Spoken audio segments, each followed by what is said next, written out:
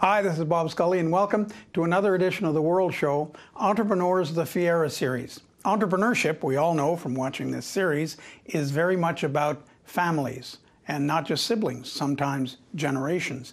And in a sense, it's especially about the third generation, that crucial moment. If you can get that far successfully, you're probably in for the long haul. You're going to meet a third generation leader, Peter Turkstra, head of Turkstra Lumber, started by his namesake grandfather, another Peter Turkstra, and continued by his father, civil engineer, Dr. Carl Turkstra. And what's interesting in this case particularly is that Peter Turkstra wasn't going to do this. He was very successful at his job at IBM, at Big Blue. He was one of the youngest managers worldwide in that organization. They liked him a lot, but he heard the call and he came back. He learned how to operate a forklift, more or less. He learned all about the lumber business, where he had worked, of course, as a student. And he picked up the mantle, took the helm, and waved the flag, and it's working. Turkstra Lumber is a company that is true to tradition. They're very modern, very efficient, but they've got these great lumber yards, about a dozen of them, real lumber yards where you're surrounded by wood and you can see it and touch it, feel it, and discuss it with experts who know what they're talking about. And one other thing, Peter Turkstra is a very soft-spoken, slender man.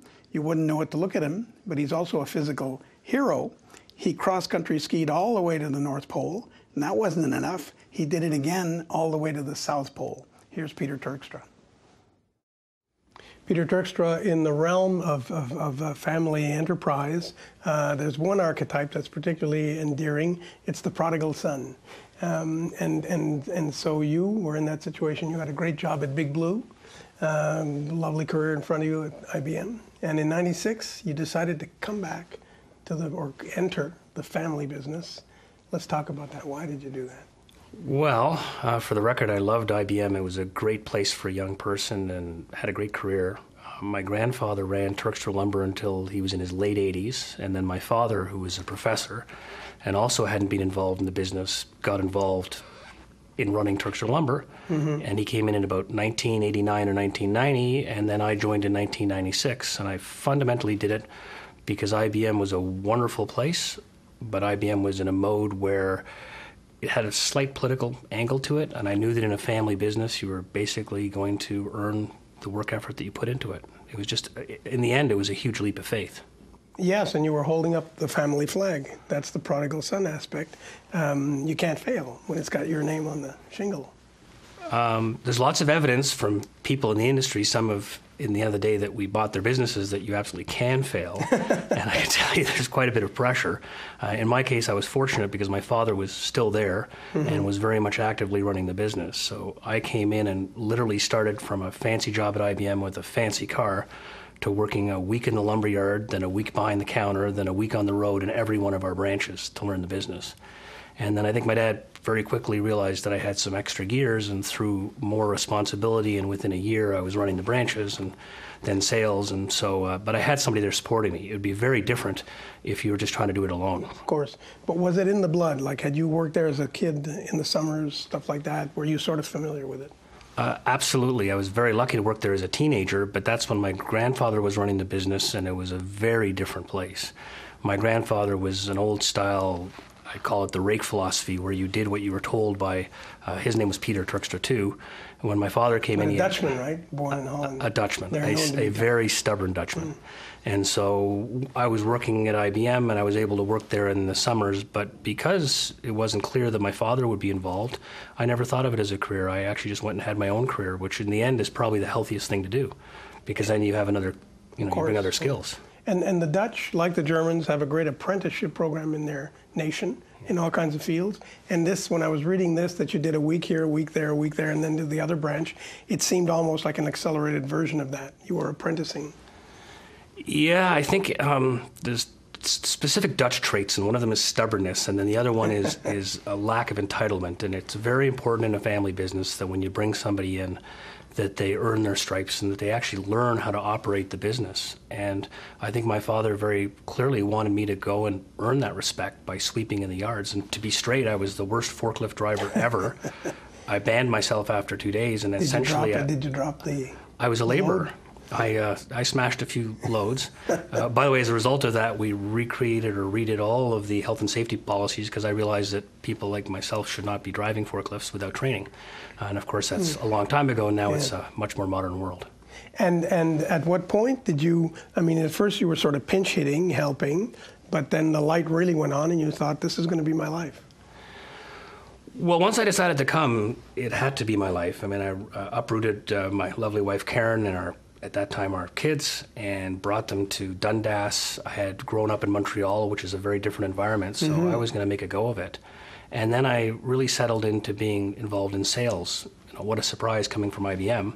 But I ended up getting to know my customers and really taking on that capacity in the company. And this is in the Niagara, just to locate for people. This is in the Niagara. It's across from Buffalo. It's southern Ontario, across from Detroit and Buffalo. Yeah, essentially, we cover from west of Toronto all the way through Kitchener-Waterloo, out through the Simcoe area, and then the entire Niagara market. So we're a big chunk of southwestern Ontario. And you've got 12 lumber yards. Yep. And that seemed to me like a lot, and I guess it is a lot. It's a lot, unless you compare yourself to some of the big folks in the States like 84 Lumber or the box stores of the world that really have, you know, a huge presence. In the overall scheme of the market, we are a gnat. We are a fringe player, and we focus on service and quality products. And that's the only way to survive at the scale that we're at. Now, having said that, we're a lot bigger than a lot of the locations where they only have one location. And so we've been able to purchase some of them and grow by taking them over as typically they haven't had a transition plan. Is there it's often said that in many industries, the boutique will do well and the giant will do well, but don't get stuck in the middle. Move, go back to small or go to big. But that might not be true in this case. As a medium-sized company, are you comfortable? I'd say more than comfortable.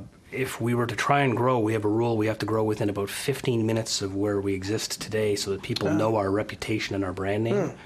I can't be open 24 hours a day. I can't have drive-throughs like the box stores, but what we can do is the boutique level. You call it boutique. We call it contractor-focused, but where we take the person's blueprint and really have very, very skilled employees. Our average employee has been with Turkstra for 7 years plus, which is a record for a retail organization.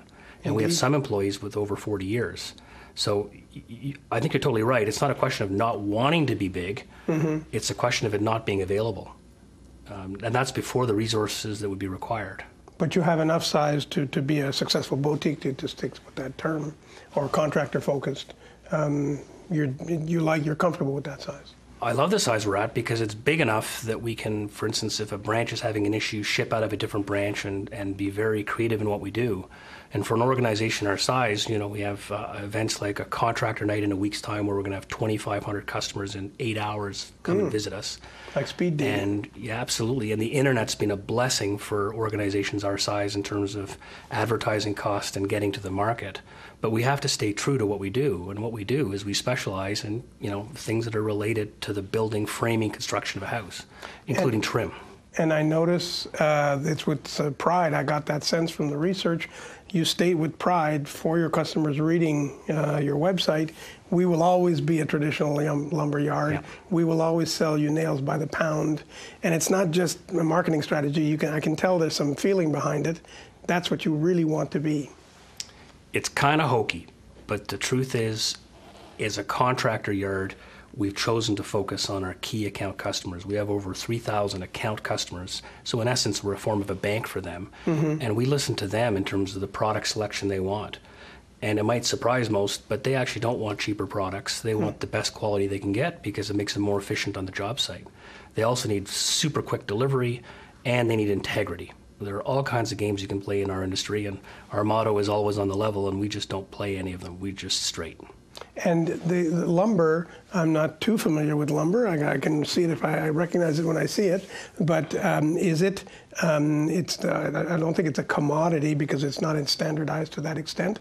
But is there a tremendous variance like there would be in food, let's say in quality and so on? A piece of wood, is that what you're selling, the quality assurance that you give? Well, I hate to correct you because you're the host, but after the U.S. correction and when housing collapsed in the States, the price of lumber and commodities fell about 50%. So absolutely, what we're seeing in oil right now happened in lumber and plywoods in 2008 and has stayed down ever since that time. So it commoditized. It absolutely, it's a commodity. So we're buying and selling it like a commodity. But to your point, it's the service and the quality of what you buy.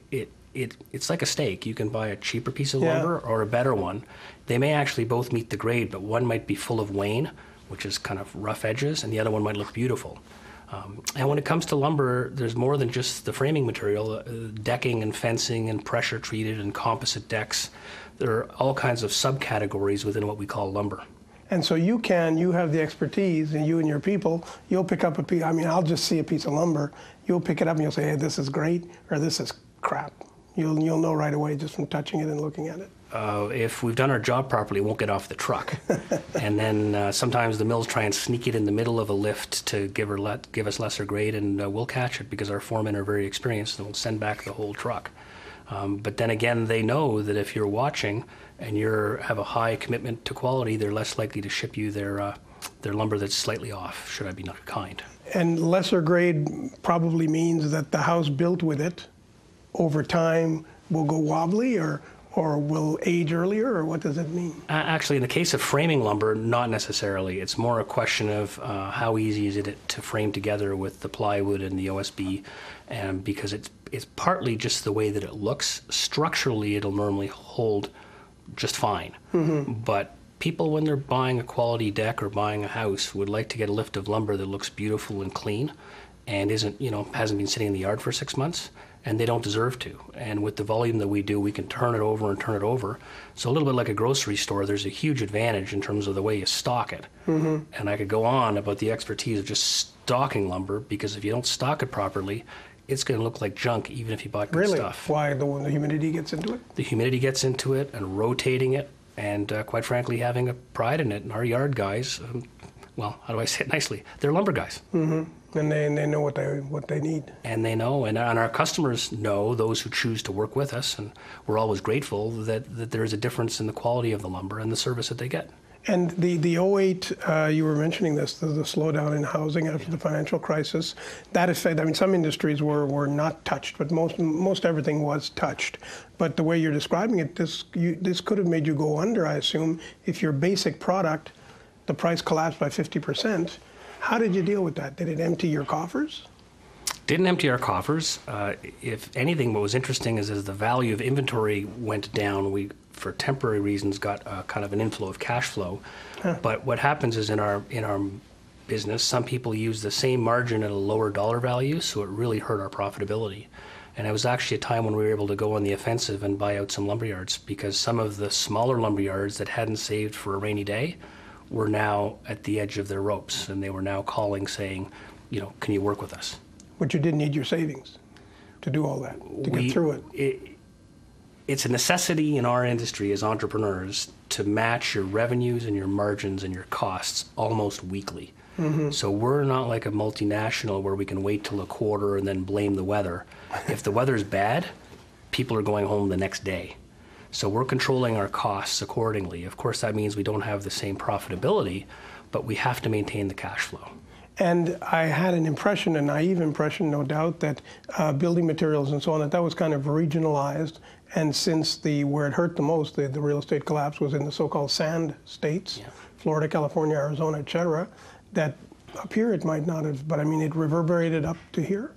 Oh, in a huge way. So as an example, we never shipped our roof trusses to the U.S., but there was a whole industry of folks, primarily out of places like London, Ontario, that had huge businesses shipping trusses to the U.S. So when that dried up after the crash in the States, where do you think they turned? They turned back to Ontario and said, hey, I'm your friend now to the builders. I'll give them away. And so as a result of that, we saw deflation in the price of the manufactured products as well. And are your customers mainly the retail homeowner or the guys who build the houses for retail homeowners? I'd say it's about 60% builder, 20% renovator, and then 20% good old-fashioned do-it-yourselfer.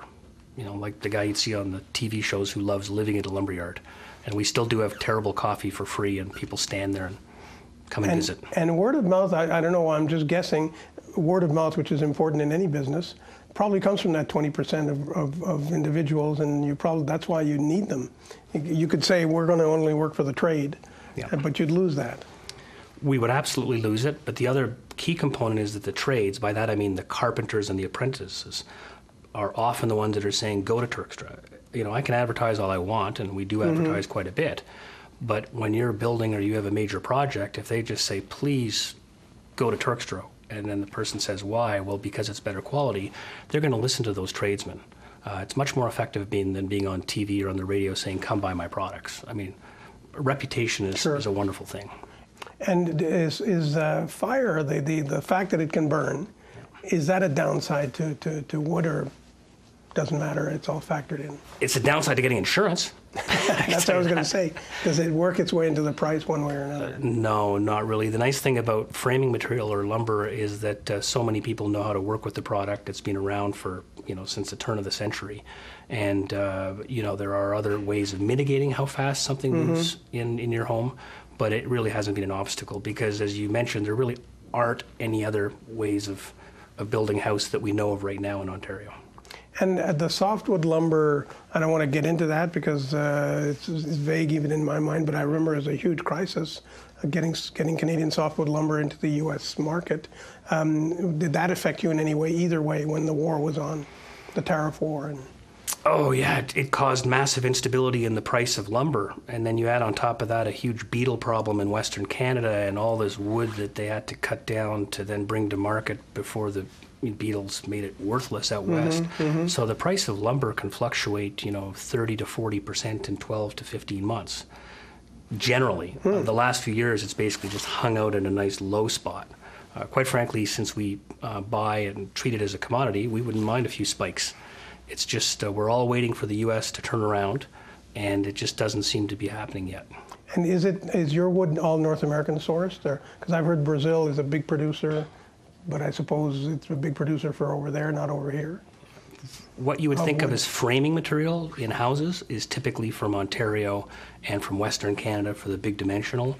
But for items like finger-jointed trim that might go in an interior finishing package, a lot of that might come from Brazil or from Chile, and it's coming by containers all the time. It's a worldwide market. And does the phone ring? I mean, are you, since you've been there since 1953, which is pretty impressive, does the phone ring of itself, or do you have a sales force? I have quite a big sales force, although they're very technically focused. To knock on somebody's door and say, can I have your lumber is not very hard. And anybody at a big builder will say, give me the price list.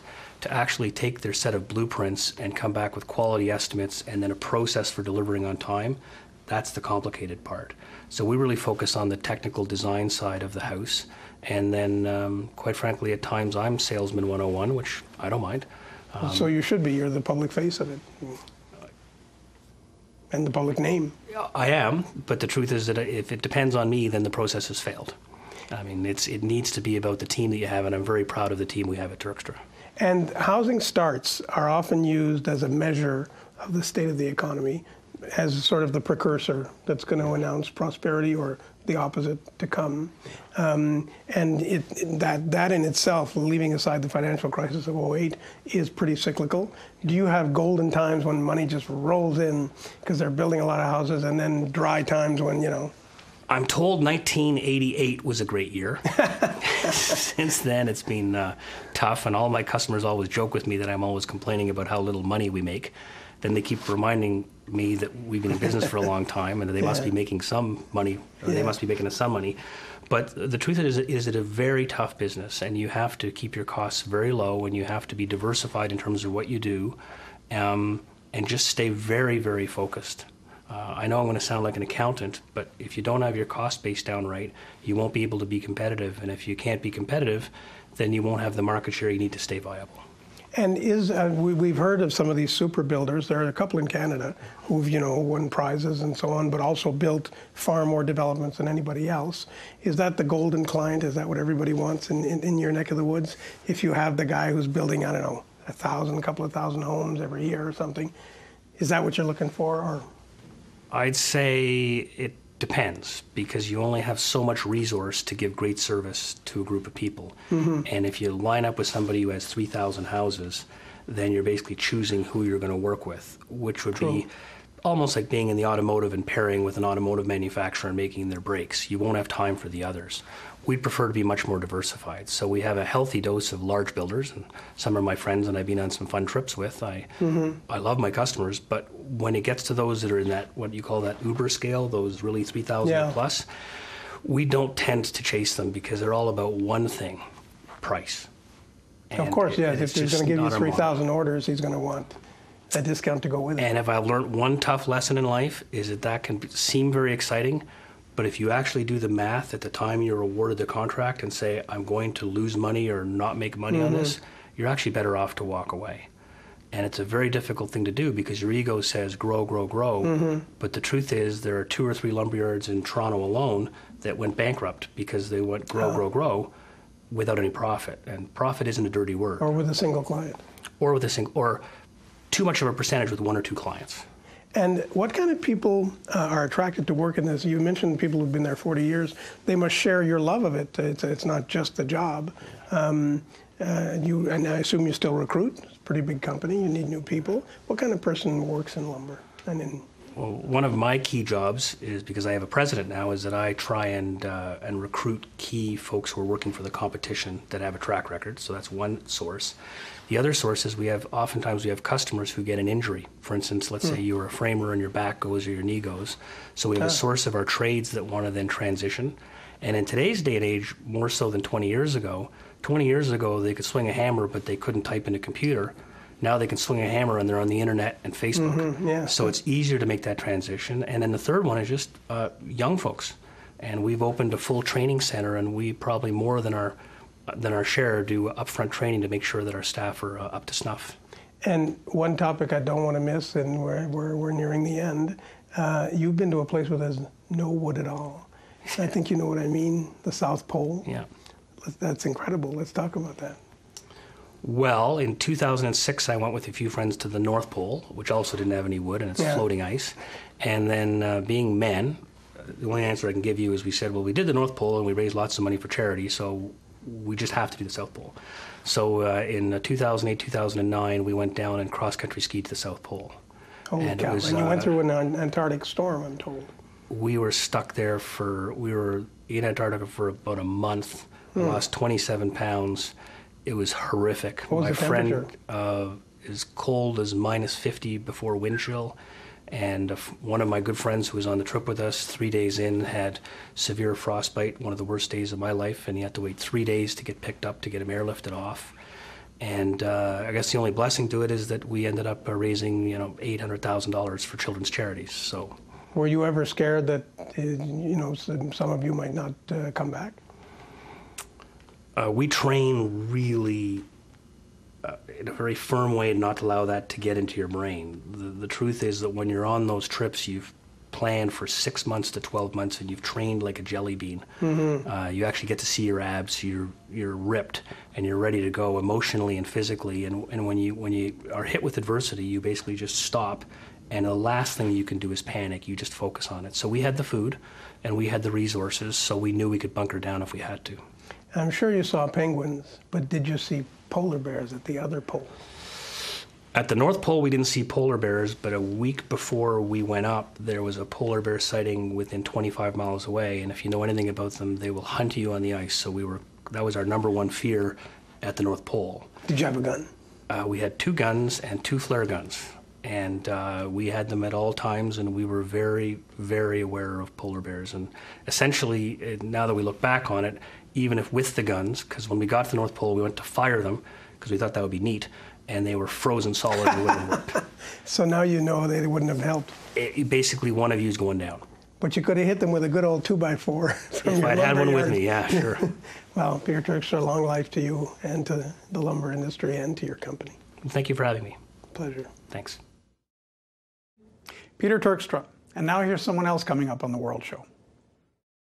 You could irritate a lot of Americans by saying, Europeans are just naturally more this or that. The irony in my case is that I went back to give a commencement address to our elementary school, public school 50, and when I was all through, they gave me as a memento, laminated my entire record at public school 50, and I went home with it. because while the grades were fairly good, I noticed that in my earliest years I was absent 30, 40 days. And I said to my mother, what is this? Did I have measles or childhood diseases? She got all upset. She said, you never had those. I gave you Scatol, which is greens. And, you guys were breastfed until you were 3. You didn't have those childhood diseases. I said, well, then why was I missing so many days in school? She said, you wouldn't go. You only spoke Italian, and there was no bilingual education. I went all through elementary school, learning Italian eventually, high school, and college with refusing to give any public speeches and any speech courses. I was scared to death. I didn't speak all the way through high school. The first speech I ever gave was as a lawyer.